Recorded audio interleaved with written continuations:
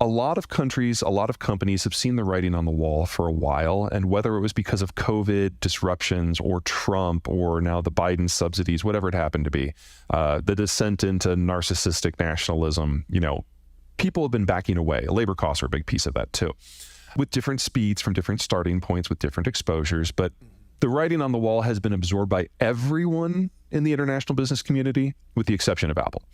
Peter Zeihan is a geopolitical strategist, author, and public speaker known for his expertise in international relations and global geopolitics. He has written several books, including The Accidental Superpower and The Absent Superpower, in which he explores the role of geography, demographics, and energy resources in shaping the global landscape. Zeihan's work often focuses on how these factors influence countries' foreign policies, economic outlooks, and their position in the world order. His analysis is characterized by a frank and often controversial perspective on global politics and its impact on various nations. Zeihan is a well-known commentator on geopolitical issues and has delivered talks and presentations on the changing geopolitical dynamics and their consequences. Apple has been slow to respond to the changing global landscape marked by rising economic nationalism, increased labor costs in China, and Chinese government controls over data, while other countries and companies have diversified their supply chains. Apple only recently began relocating some manufacturing to Vietnam. Rebuilding its supply chain away from China will take a minimum of 5 years. Additionally, Apple's leverage in negotiations with China is limited. The global shift in demographics, with an aging population, will lead to higher capital costs and could impact sectors like technology that rely on younger workers and capital resources. Yeah. Now, about a year ago, Apple did start relocating, or maybe a year and a half ago now, did start relocating like the AirPods manufacturing to Vietnam. And that was the first thing, the first product that they had that they actually decided, maybe we shouldn't put it all in China. So they are the last company to come to the conclusion that there might be a problem. Yeah.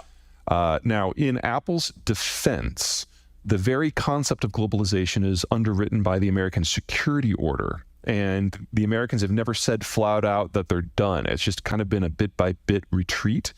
But now that it's more obvious, and now that the Biden administration is codifying Trump's policies, and now that labor costs in China are so high, and now that the Chinese government is actually criminalizing the act of owning data by private corporations, that's a new one this month. That was delicious. Apple is realizing that, maybe we shouldn't have 91% of our supply chain steps involved in China in some way. No matter how fast they relocate at this point, they can't get out fast enough, because an iPhone is a lot like a car, where if you miss one of those pieces, you just have a paperweight.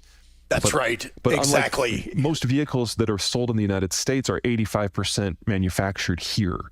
So getting the last few pieces, there's already a network effect going for you in the United States and Mexico, and to a lesser degree Canada. There's nothing like that with Apple. They're going to have to rebuild the entire ecosystem, and that is a minimum of 5 years. It's hard to say that Xi has any power because of the lack of information. So he certainly has the authority to shut things down, but he can't necessarily do anything to help Tim Cook, because that means going against the demographic and strategic realities of the country, not to mention Xi's own personal aura. Cook says he would like to leave, but remember, we are now dealing with a Chinese leader who is a son of the Cultural Revolution. And if for the low price of a famine and strategic defeat and deindustrialization, he can retain power, he probably thinks that's okay. So the sort of leverage that Apple would normally have with a normal country just doesn't exist here.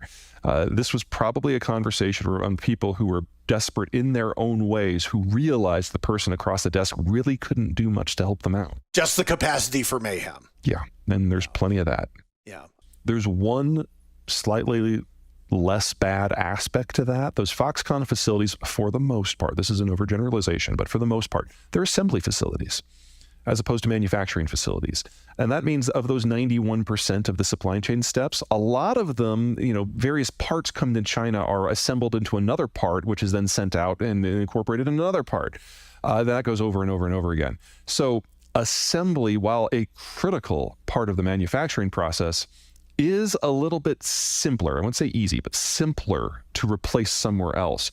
The problem we're going to have, not just with the iPhones and cellular, but electronics in general, is that the Chinese for the last 20 years have provided fingers and eyes for the assembly process, as opposed to going an automation route. Because the numbers have been there, they've been there in volume, and the security environment has allowed them to be co-located with a lot of these manufacturing facilities. If we lose that, there is no singular place anywhere else in the world that has that number of fingers and eyes at scale. India doesn't have the quality control, and they're not all in the same infrastructure. Mexicans are too skilled. So we're going to have to assemble in a different way than we have in the past. I would just warn you, before you short China, the other side has to survive for you to profit from the short. It has been the fate of most stock markets throughout history to go to zero. It is only in the globalized order that the luxury of shorting things has existed. We're going to be going back to a little bit older of a system. Oh, and that's demographics as well. How so? So as you get older, you get more money and your consumption changes. So in your 20s and your 30s, you're buying homes and houses and raising kids, and your income is low, so you have to borrow. So capital is relatively scarce in an environment where there's a lot of 20 and 30 somethings. But once you hit about 45 and you start thinking about retirement and your kids are moving out, you've already bought your house, maybe you upgrade your car, but it's never going to be as big of a hit to the economy as buying your first one.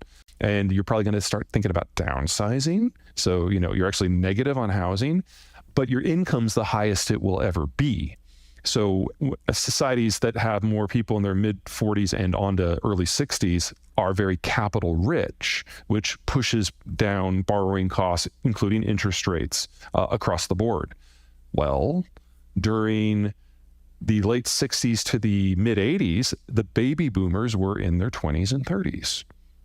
From roughly 1995 until roughly 2020, the baby boomers were in their late 40s to early 60s, and now they're retiring. So we've gone through, in this globalization period, one of the most capital tight environments we've ever had, followed by one of the most capital rich environments we've ever known. And now we're on the verge of mass retirement, where all the money goes away again. Isn't only available in smaller volumes, it has to support a massive and growing retirement environment. So we should expect capital costs to skyrocket regardless. And we're only in this calendar year and last calendar year at the very, very early stages of this. I would be very surprised if the headline prime doesn't hit at least 7. I think 9 is a more realistic expectation over the next year and a half. The United States of America. Maybe. I mean, okay, so here's the thing. When capital is cheap, things like tech do really well because they require a lot of young people who are wired together to do things that haven't been done before, to invent new processes, to prototype, to operationalize, then ultimately to implement. We've been in that environment since 1995, and it's been great for tech overall. But now that the 20s and 30s are not available in the same numbers, labor costs are going up. Now that the baby boomers are retiring, labor costs are going up more, capital availability is going down. So tech was always going to crash. That was always hardwired in. But when the Fed looks at this, they're looking at a demographic crisis because they know that outside of the United States, Mexico, and a very small handful of other countries, there just aren't enough countries out there that have a lot of people in their 20s and 30s who consume. Well, what is monetary policy if not a set of tools to regulate consumption? So either encourage or discourage. That's your choice, right? They're looking at the current environment. Like, is Silicon Valley in trouble? Yeah, that was going to happen anyway. Do we have some banks under pressure? Yes, the most vulnerable ones are linked to Silicon Valley. That's not a surprise. Do we have tools to deal with the rest of the banking environment? Yes. Will they be enough? We're going to find out. Yeah. But it's not an unknown for them. What the unknown for them is if they don't get enough conventional monetary policy tools, interest rates, in their back pocket soon enough, forget this potential recession. We just exited the last period ever of global demographically led growth. And if they don't have enough tools for the next recession, the one that's an American-centric recession, the best case scenario for the United States is that we will turn into Japan and never have positive economic growth again. And so if they have to hurt Silicon Valley and stress the banks in order to get tools, they're going to do it because they're concerned about the monster that's munching on the horizon, not the little problems right in front of us. positively on that because, I mean, here, it's been a year. Interest rates have gone up faster than they ever have in history, and only 4 banks in one subsector have crashed. This is a reasonably good start.